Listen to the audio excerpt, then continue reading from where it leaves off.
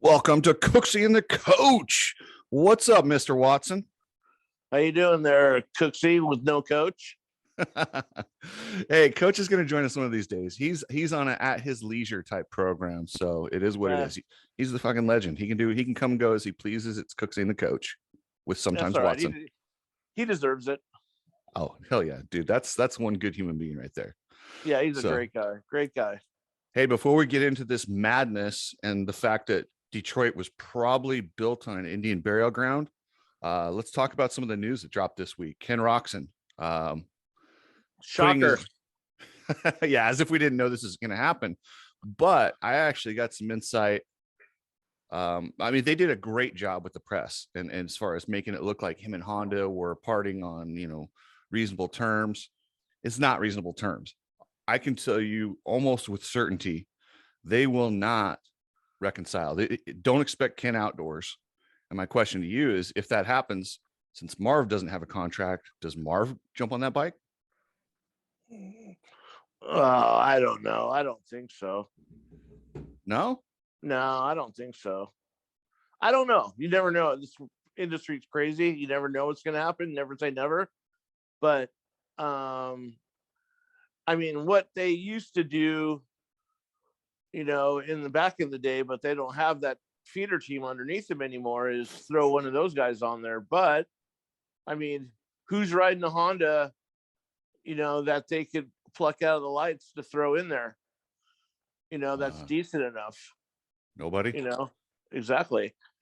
Well, and that's what I think. I was running through guys who could ride outdoors because, I mean, Brayton, he'll probably be there next week with what happened to Sexton, but outdoors, that's not Brayton and Freezy and these guys that are on Hondas that are on the 450s.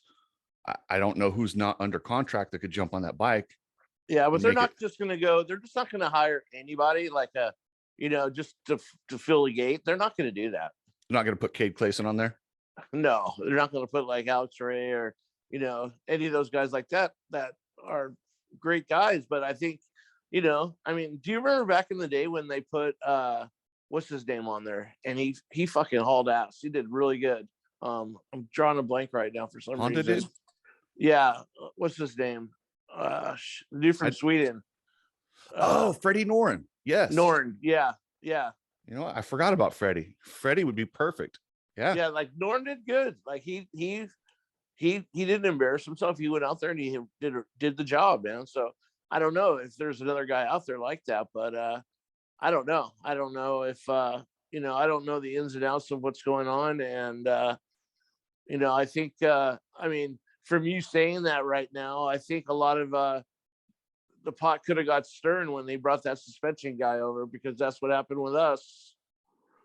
Yeah, well, let me ask you this before we get into that.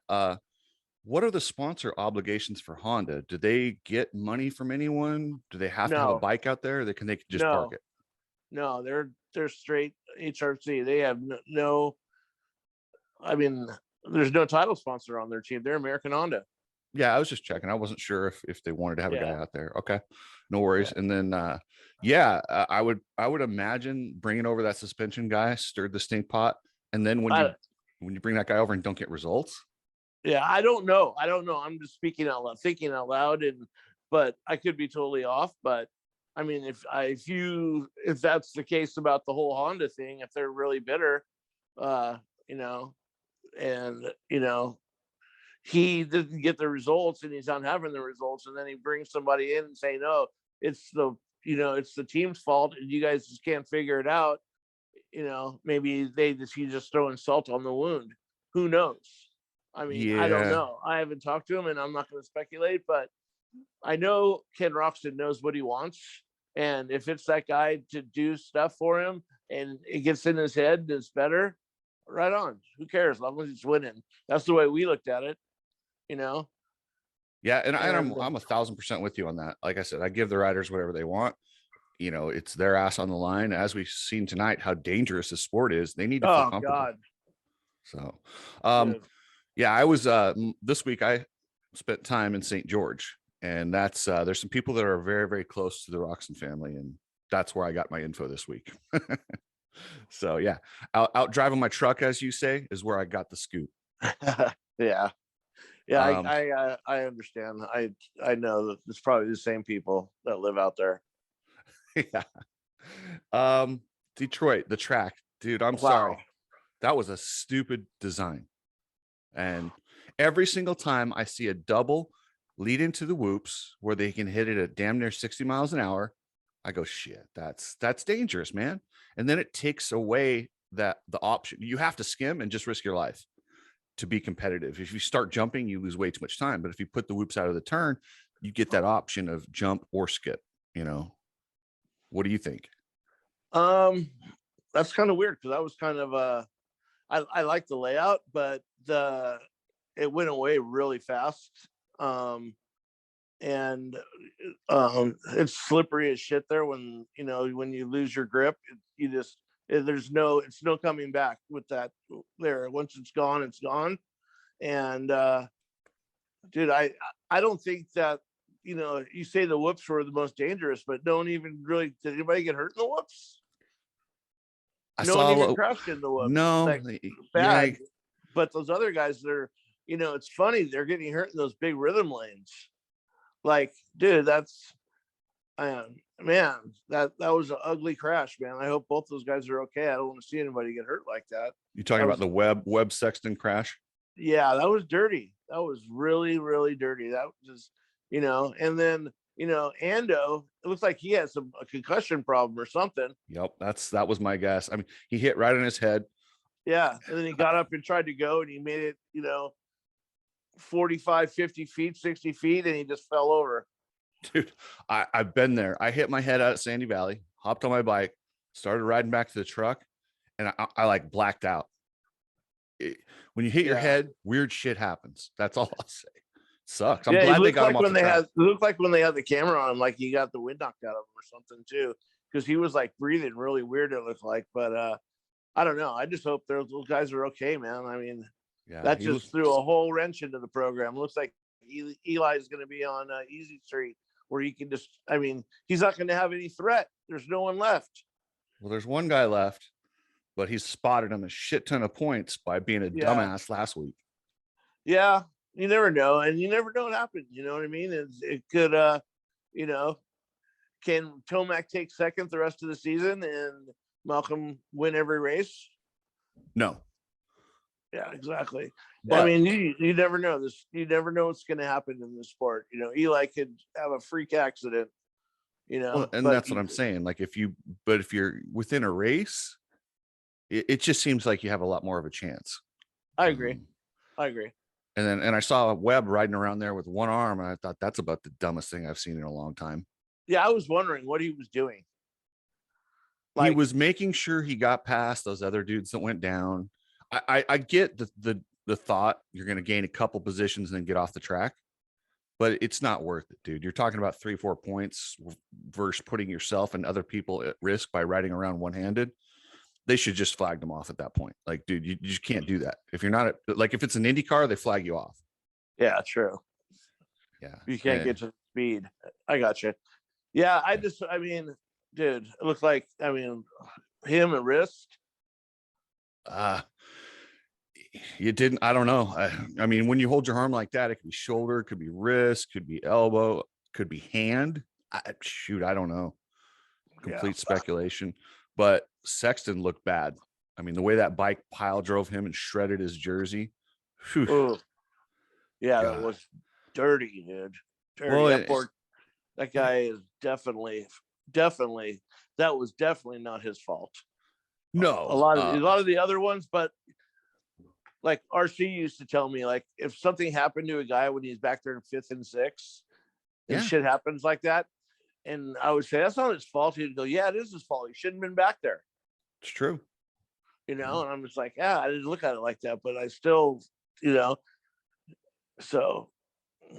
Well, and it was that was one of the weirdest things. So 2 weeks in a row, Cooper Webb, the guy who I honestly, in the past 5 to 10 years of racing, he's been the most on point, no mistake racecraft guy. Last week, he goes the wrong side of McElrath when he's getting over. This week, he totally forgets where he's at on the track and tries to 3 out of there. Like, not one person tripled that all night. That was crazy. Well, you wonder why Dylan tripled it? You saw why. But I mean, I don't even think he planned on tripling it. It was just a brain fade. He said he's just because so many times those tracks out of a turn is a three. It's automatic. He just had a brain fade and just went 3 and went, oh wait, that's not the track I'm riding tonight. And it cost a couple people. What a bummer. Yeah, then Dylan, I don't know what happened to Dylan at the end. It looked bad though. When you see guys ride off and he makes the mechanic use the throttle, something's pretty wrong. So, but hey, how about all those privateers getting Cade Clayson at 10th place? I know, it's bitching, huh? Yeah. Dude, and then, I mean, what did Bogle get, 9th? I think he got 8th. Dude, I was so pumped for that. Was that not flashes of Colorado when he took off for that win out of nowhere when he was leading it? Yeah. And started to gap him a little bit? I went, no way. Are you kidding? Can he do it? Yeah. Not on Supercross. No, not on an old Suzuki. Like, that's the same bike he probably rode in Colorado. There's probably not much different. Yeah. I don't know. He was probably pretty cool for him, to think he's leading laps, He's out in front. That's a start, man. When's the last time a Suzuki led a Supercross? James Stewart? Probably. I know. The fact that neither of us know is like, okay, well, that kind of gives you an idea. Probably Kenny, because James was done. James quit when Kenny was on our team. He quit the second year. Like 16 was Kenny's last year. So that's the first Suzuki lap sled since 2016. Yeah. That's pretty cool. I'm sorry. I bag on Suzuki and say that's a pretty damn good accomplishment for Bogle, and he can build off of that. Yeah. And unfortunately, with all these guys out, he can be in the top 10 every week now. Yep. I mean, one guy's misfortune is another guy's opportunity. And Exactly. Yeah, I hope it's like I was thinking about it, like you said, the privateers. This is a good opportunity for these guys to to shine and support and get some good backing from some sponsors and get out there and get some recognition. It's the perfect timing for these guys. And man, I just hope those other guys aren't hurt too bad. Like, dude, it makes me sick to my stomach. And people wonder why I get so pissed off about concussions and dangerous things on the track and not paying these guys, because they're literally risking their lives every time they jump on that bike. Yeah. That's why when you have a night like tonight, you realize how dangerous every single lap is. It's crazy, man. Yeah. I remember before the race, I was like thinking, I'm like looking at the track and I'm like, dude, Tomac is going to crush these guys, because that's where he just thrives, when the track goes away and it's just ruddy and nasty and no grip. And I knew he was going to crush it. But, and a lot of the stuff I see with these guys that are like veterans in the class now is they know how to control the environment when they're racing. You know what I mean? They're not taking risks. They're riding at a certain speed. Then you got guys like Sexton and Malcolm, and you can't say Anderson, but Ferrandis, whatever his name, Ferrandis. Yeah. And these guys, they end up hitting the ground a lot, and I knew Tomac was just gonna, if he had to slow down, he had to slow down. If he took I like his line he had. He was the first one to do that 3 before the finish line. That was good. Yeah, that was sick.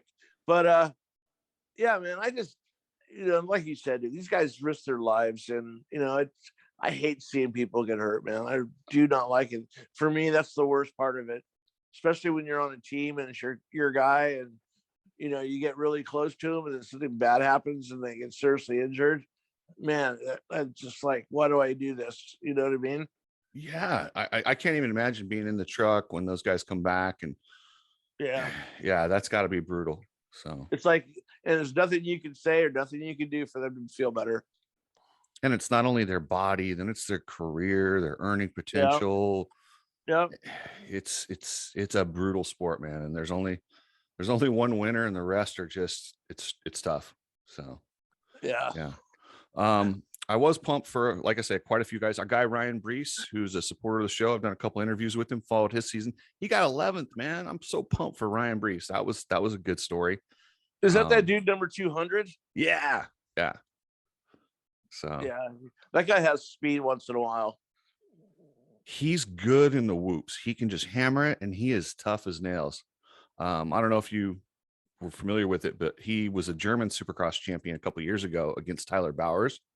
And Bowers wanted to fight him, and Ryan Brees was like, "Let's go, dude." He is not scared. He's a badass. That's cool. Yeah. Let's see. God, and that was anything else in the 450s really catch your eye? Yeah, not really, man. I was watching like the heat race. I was like, yeah, whatever. And then it was funny, like halfway through the main, before all the carnage, I was saying, man, this race is boring. It's like, dude, these guys, we are all spoiled how good the racing was, before, the last few weeks. And then I was like, man, it's not even, Yeah, we definitely got spoiled, and it won't be like that the rest of the year. We're going to have a few contenders, and you're going to see a real gap in the field instead of this entire field that can do good. So yeah, I mean, I was stoked like when they show the dudes in 7th and 8th battling, you know what I mean? Oh yeah. Well, I mean, it's not going to be like that now. I mean, you're not going to have top riders battling for 7th and 8th. No. Well, hey, okay. So as a guy who worked on teams, when you see a lap time that's 44 seconds, do you get it? Does that stress you out knowing there's going to be a crap ton of lappers? Or yeah, that's the worst. That's the worst part of it. That they're going to start lapping early. It seems like I don't think this year that they really got into much lappers except for today. And I just think that, the lappers is the hardest place. Like just like what happened with, Cooper. And I know that was it, what's his chops' intention. He did the right thing. McElrath went to the inside. What's his chops? I love that. McElrath went to the inside and he did the right thing. But I mean, you never know which way. How about the dude in the last chance? The guy knew he was going to get past, and he pointed to the inside for the guy to go and let him go. Did you see that? I did. What's his name? Hicks did that. I've never seen that. I haven't either, but it was like people point. I see people point, like at the Outdoor Nationals or whatever. But in a heat race, in a qualifier, go ahead and pass me. I don't care. I'm still going to qualify, which makes sense. Why push it? But I don't know. That was still kind of different to me.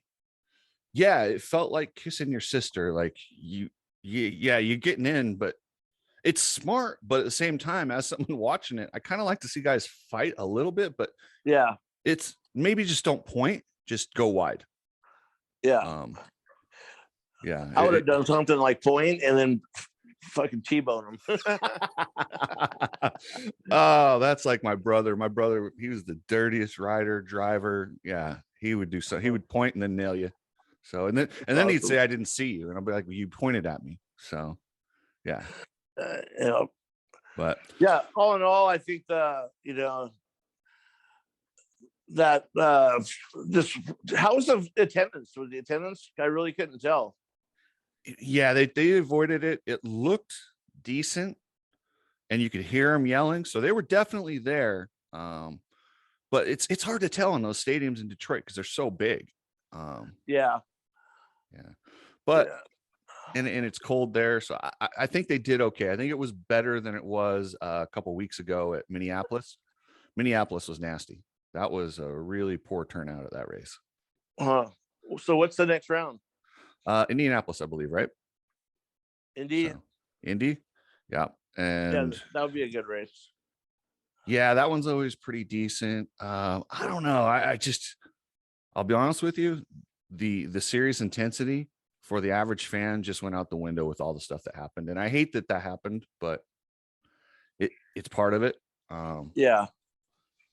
But this times like this is when I wish we had the chase format. What's your thoughts on the chase format? I like it.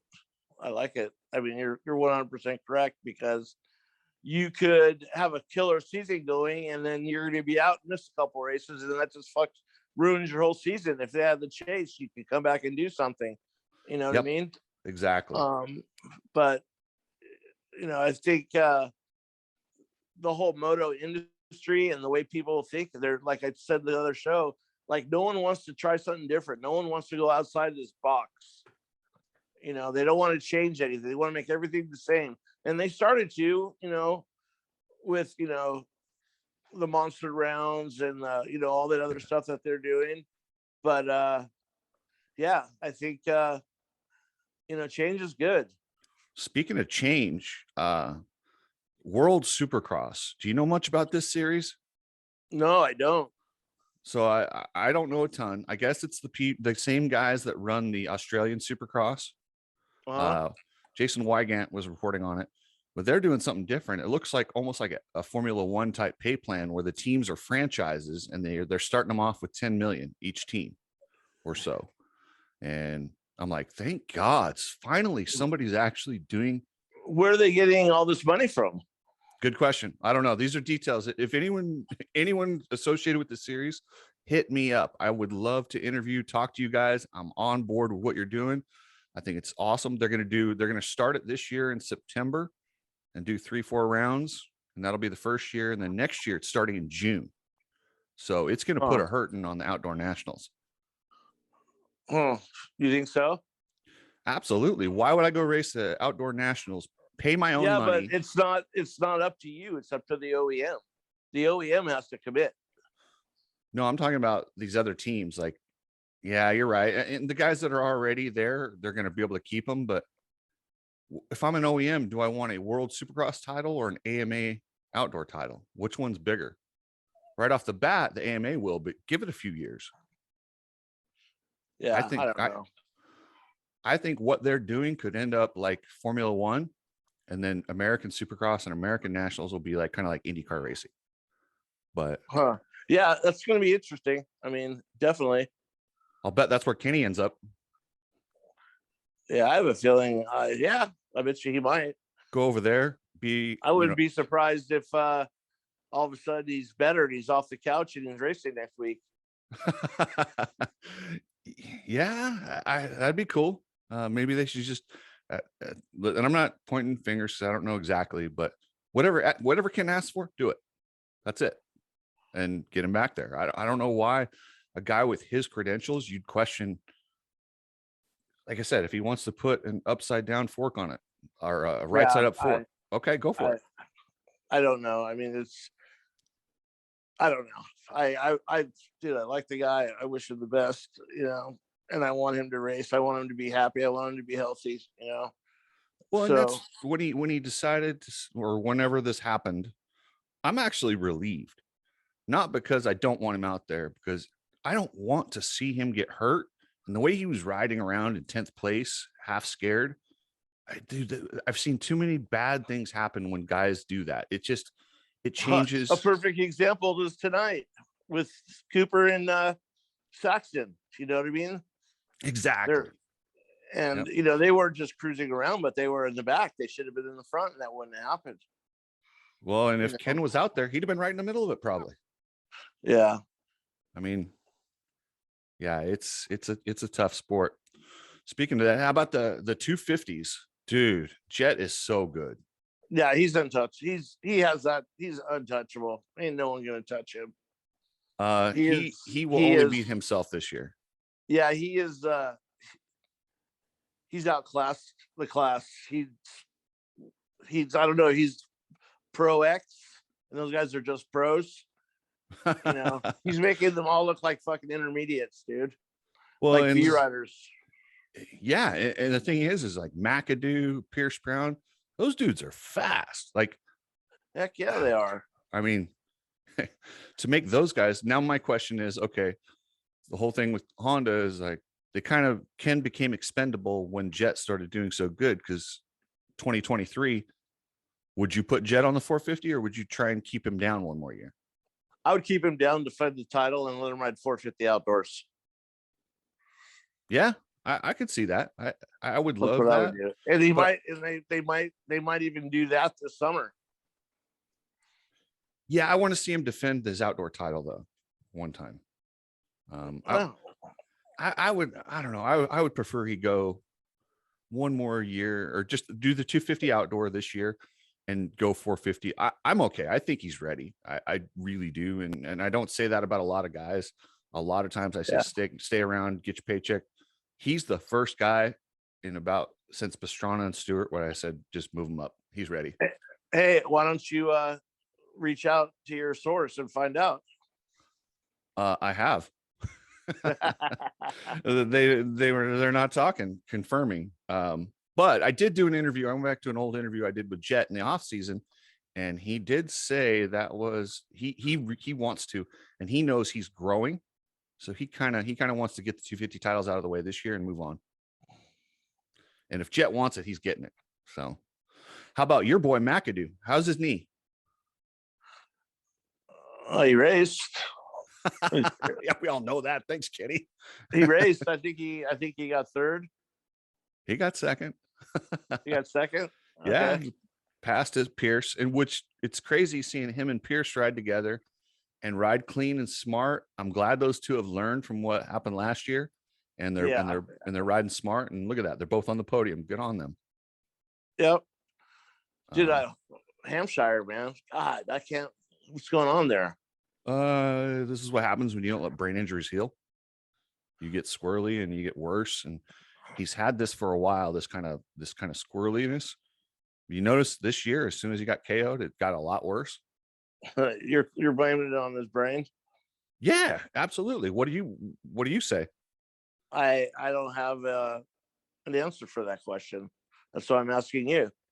I'm guessing. I'm speculating because that's what we do here, Kenny. We take a look at the facts and we make a fucking guess. That's what we do. And yeah, I'm saying I don't have a guess on it, but if I don't really follow his career that closely, knowing that I know he had the big injury at that straight rhythm, him and Smith.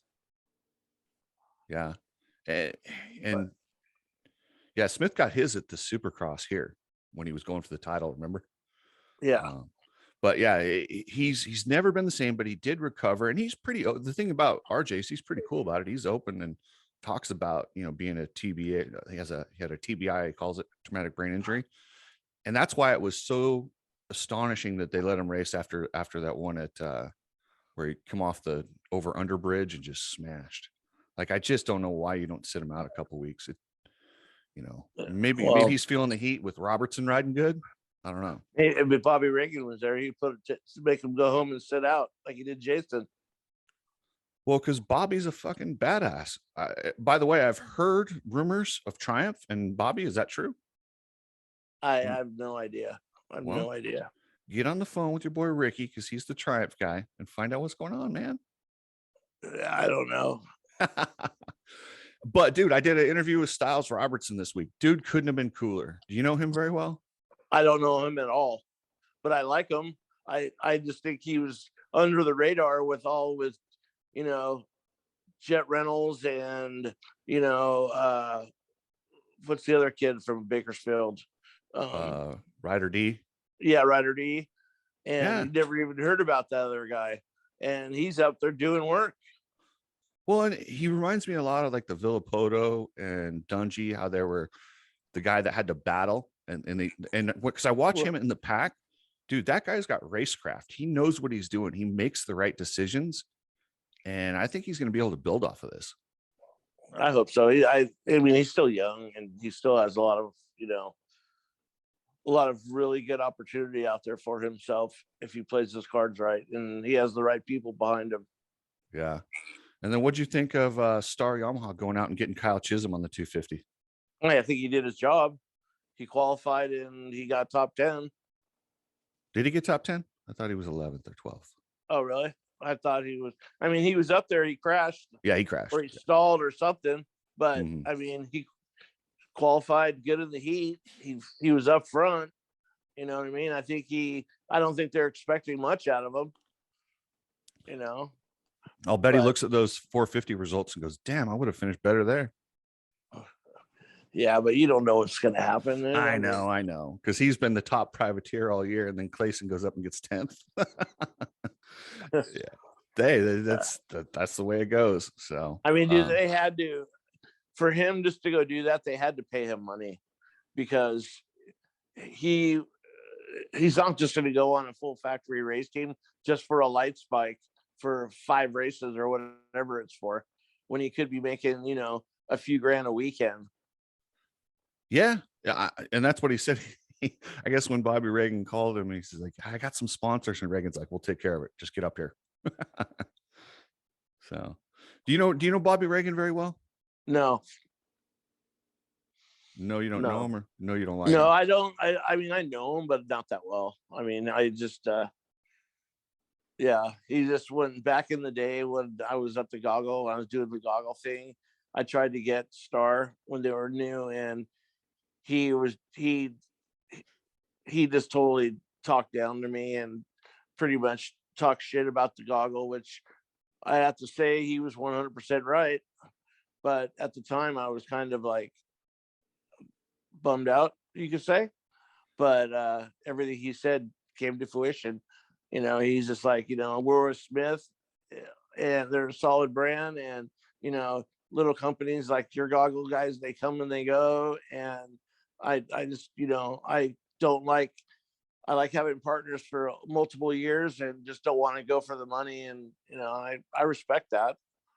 Yeah. You know, but at the time I thought, you know, that was going to be the best thing in the world. And, you know, I was going to be Bevo for Utopia. Yeah, that would have been pretty cool. Ironically, though, Smith is out of the motorcycle business too. So yeah, I know, but at the time, I mean, at the time they were somewhat secure. Yeah. So cool. All right, Kenny. Well, quick one tonight, Saturday night. That was some mayhem out there. We're gonna get you some video next week and get this bad boy up. So anything buddy. before we let her go? No, man. Let's hopefully we'll find out some stuff, what's going on during the week, and see who's healthy, and we'll throw something up on the net, let you guys know what's going on. Yeah, and I want to apologize to everybody. I didn't get Cliff Notes out. I was working my day job this week, and I just got too busy. So the Cliff Notes will return this week, and yeah, so we'll get back at her. All right, why don't you get on that, dude? Quit fucking slacking. Slacking, yeah. Sorry, 12-hour days. That's slacking. Yep, it is. Not when you're not giving the people what they want. You're giving your employer what they want. I'm giving my employer first. My employer first, and everyone. I'm sorry, but my employer pays more than the other guys, so I will refund their money. How about that, Kenny? There you go. Okay. All right, brother. Well, thanks to Complete Racing Solutions is where you can find Coach Rob. And if you guys are on there and you email, tell him to get back on the show. Yeah, tell him it sucks without him. We need somebody with some rational thoughts here. Between Kenny and I, it's kind of tough. I got a couple of clowns, and we just need somebody with some intelligence to come back. And there you go. We need the ringleader. We need the guy in the middle of the ring. We do. Ringmaster.